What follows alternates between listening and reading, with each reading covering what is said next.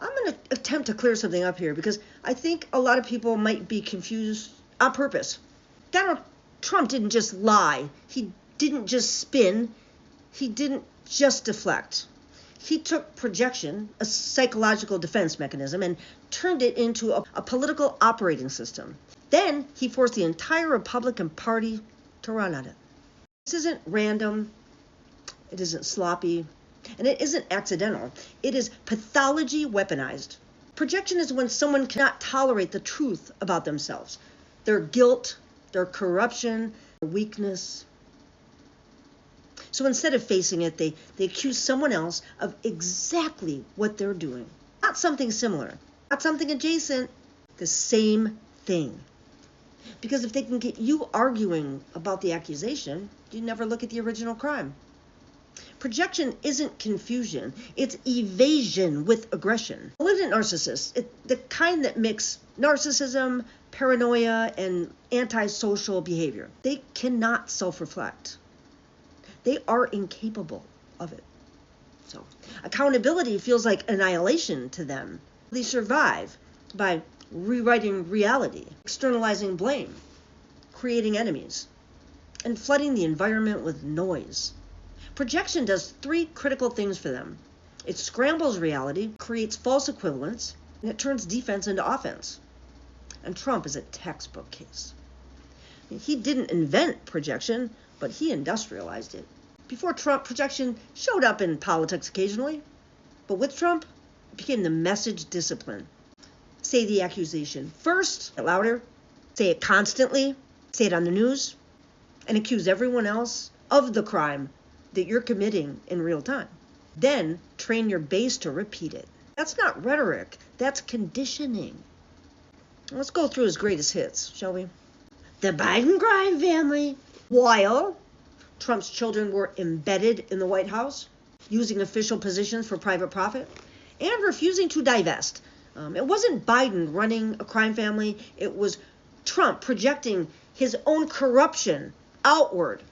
So the word crime stuck to someone else. Sleepy Joe.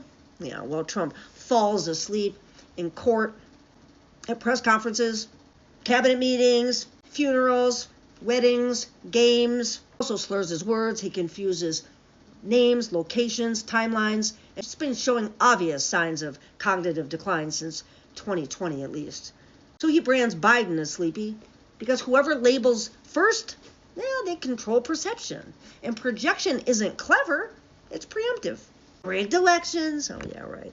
Yeah, while Trump lost the popular vote twice, attempted to pressure election officials, he incited a mob, and he tried to submit the fake slate of electors. So he screams fraud because if every loss is rigged, then every crime becomes justified, right? This is projection used to excuse sedition. Weaponized DOJ, yeah, right. While Trump demanded loyalty from law enforcement, fired investigators, and used the DOJ to protect allies and punish enemies. So when he's finally investigated, he accuses the system of doing it exactly what he tried to do. Projection turns accountability into persecution. Worked for Little Mustache Man, too. Corrupt judges.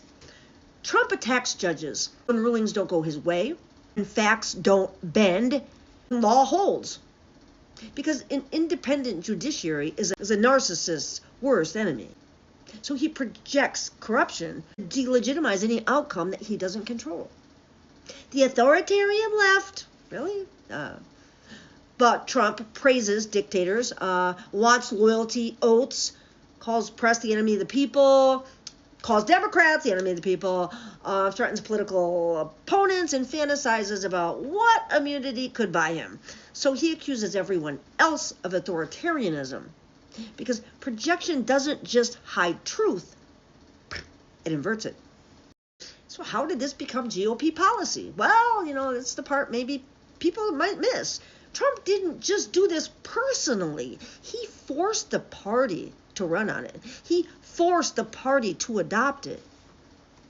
Anyone who told the truth was primaried, exiled, threatened, or labeled a traitor. So the party learned truth gets you punished, projection gets you power. That's how a political party becomes an echo chamber for a disorder.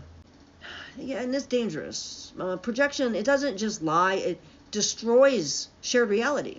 If everyone is guilty, then no one is. If everything is corrupt, then nothing matters. If all institutions are illegitimate, the strongest man wins. That's how democracies die, not with tanks, but with psychology. This isn't about the left versus right. It's about reality versus delusion. Projection is the last defense of people who cannot face themselves. When a political movement runs on projection, it stops being conservative or liberal or even American. The scary part is that it doesn't just lie, it trains people to lie. Once reality is optional, once truth becomes tribal, lying stops feeling like a transgression and starts feeling like a reflex. It gets easier and easier and easier, even when it violates your faith, even when it shatters your moral compass, even when it requires you to betray the last scrap of integrity you had left.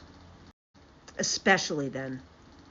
That's how men like Mike Johnson, who claims God as his guide, can look directly into a camera and bear false witness as easily as breathing. That's how Marco Rubio, who once knew better, can hollow himself out in public. There's nothing left but ambition wearing a suit. Because it's not politics anymore, it's soul erosion. When you practice lying long enough, you stop noticing the cost. When everyone around you is lying too, it starts to feel normal, acceptable, necessary, patriotic even. That's how projection metastasizes from a psychological defense into a governing strategy, into a culture, into a creed. And that's why it isn't just a messaging problem. This is a narrative war, a war on shared reality, a war on truth itself. If lies go unchallenged, they don't just spread, they win. So yes, we push back with facts, memory, with moral clarity, with every pro-democracy voice we can muster. Because truth doesn't survive on its own. It survives because people defend it. The silence is the only thing projection ever needs to succeed.